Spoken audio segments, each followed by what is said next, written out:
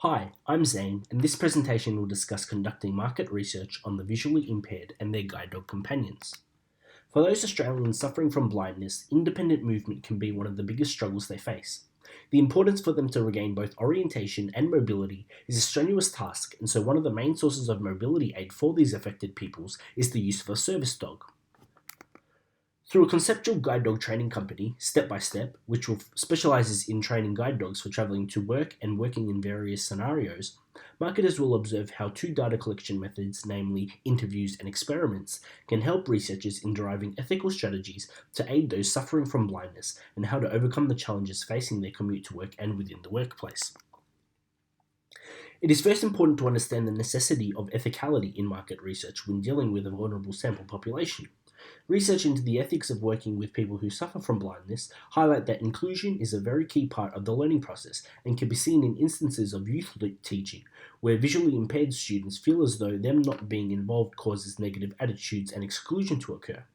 These visually impaired students highlighted that one aspect that may go misunderstood is the sense of touch and how it differs between the visually impaired and sighted people, as these peoples need to be able to trust those who are going to touch them, and so researchers need to involve the visually impaired in every step of the research process.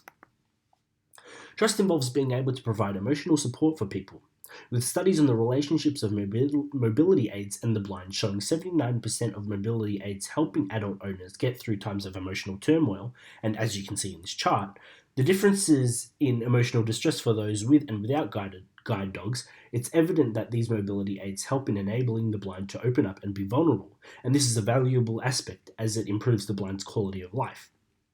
And it also shows promising results for researchers as the end of these partnerships with mobility aids can also cause negative effects on the self-esteem and confidence of the visually impaired.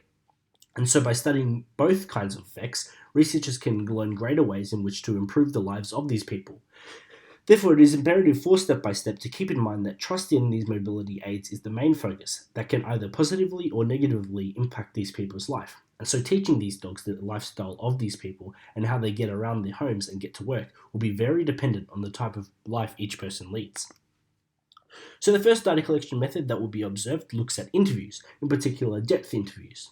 And one of the reasons of focus on depth interviews is that a large derivative benefit of depth interviews is that sensitive topics are easier to manage and more comprehensive information can come from these interviews. So this is most beneficial for a vulnerable census group. Greater understandings on the values of interviews can first be seen through the lens of the employer of visually disabled peoples. Some of the main findings highlight that the biggest problems employers face when hiring visually impaired people is their fear of them working to the productivity standard and worries about how to go about firing those who do not meet these standards.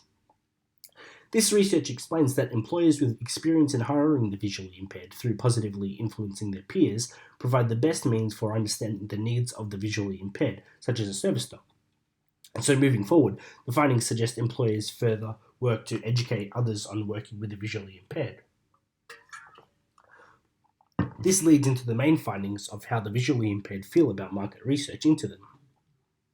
The key points they stress are that their individuality is respected and that this research helps to empower their involvement in such research going forward. As is showcased, interacting with those with visual impairments and interacting with service dogs are oftentimes one and the same, in that you cannot touch them without permission. The relationship between the two must be respected, and that each person and each service dog is different. Therefore, some of the strategies that Step by Step can utilize when training their dogs with their visually impaired partners are keyword commands that can be taught to employers. These can be translated over both interactions with people traveling to or within a workplace, as well as in an interview with market researchers. And so, if in a workplace an employer was to mention a keyword around a visually impaired person, this can signal to both them and the guide dog that assistance is coming and can question whether or not physical touch is necessary. Similarly, key vocal commands taught to dogs can help owners manage their personal space and thus allow marketers to interview the visually impaired and their service dogs in an ethical manner, and the thought processes of how these vocal commands work and help the person can be revealed through these interviews. So the second data collection method will observe experiments and the benefits that market researchers as well as the visually impaired can derive from them. Now, where interviews can expand on the psychological processes behind behavior Experiments look at observed behavior and are able to branch off into both artificial experiments, allocating greater control to the market researchers, and field experiments, which look at real behavior in a society. And so, especially when working with those that need service dogs, different kinds of experiments can be conducted depending on whether it is a field or a lab experiment. For example, Step by Step can conduct lab experiments on the performance of working dogs, which can help distinguish breeds that have naturally better service dog qualities. Similarly, they can conduct field experiments on work travel journeys for these dogs and how they adapt to detours, which can in turn allow market researchers to develop models which predict optimal training methods for specific guide dogs.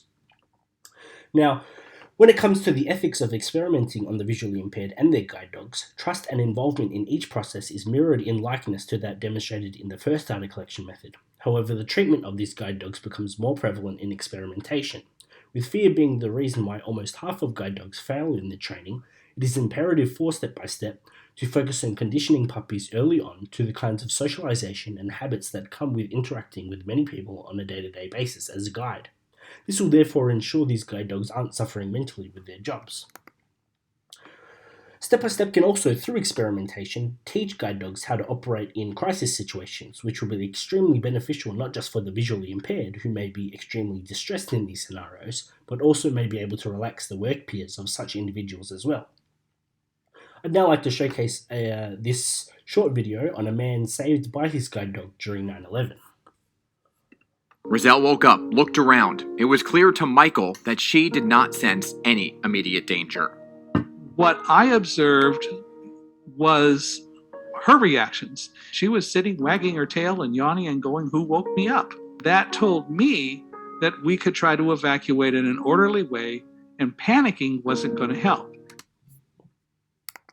So, as the results of research into interviews and experiments showcase, it's recommended that vocal commands that can be taught to employers, as well as vocal commands for dogs, are a great way in which the visually impaired can operate in and travel to the workplace in a safe manner, respecting of the dog and the person's boundaries. Alongside this, research has highlighted that the best types of dogs for guide dog training and how these dogs react in dangerous circumstances can be explored through experiments conducted by the Step by Step company.